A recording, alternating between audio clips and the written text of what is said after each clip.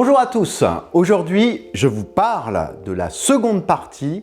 du cycle Les grands jalons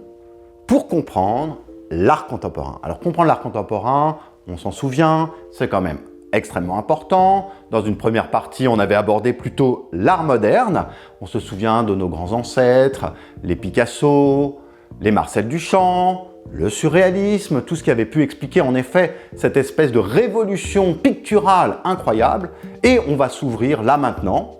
à partir de la fin de la Seconde Guerre mondiale, on va dire, au grand courant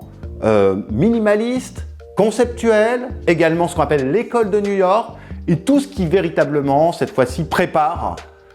l'art que vous pouvez retrouver aujourd'hui dans les galeries, dans les foires d'art contemporain, mais aussi dans les musées, et dont malheureusement parfois il nous manque les clés pour arriver à situer un petit peu leur origine artistique, à comprendre que quand même les artistes d'aujourd'hui se considèrent tous comme des héritiers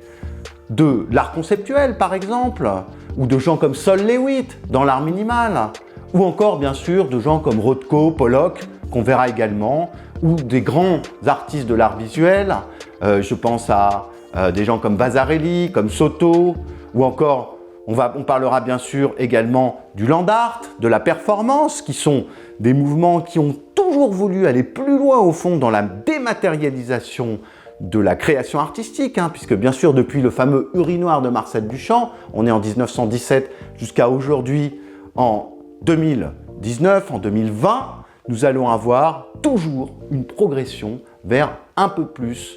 de radicalité et un peu moins de matérialité, un peu moins entre guillemets d'art dit bourgeois, comme le disaient eux-mêmes les avant-gardistes des années 1920. Et donc dans cette seconde partie qui va aller de la fin de la Seconde Guerre mondiale à aujourd'hui, nous allons véritablement comprendre quels sont les mouvements fondateurs, les socles sur lesquels s'appuient les artistes d'aujourd'hui pour soit nous faire réfléchir, et notez que ça n'est pas un hasard que je parle de ce terme, nous faire réfléchir, plutôt que de nous émouvoir, ça va être souvent ça, la spécificité de l'art d'aujourd'hui et de l'art des années donc 70, 70, 80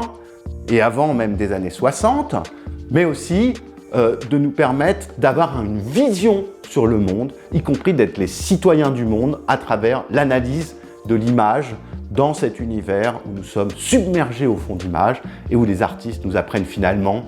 à travers un univers singulier, parallèle, à relire le monde. Alors bienvenue en terre d'art contemporain pour mieux être capable d'en apprécier les qualités.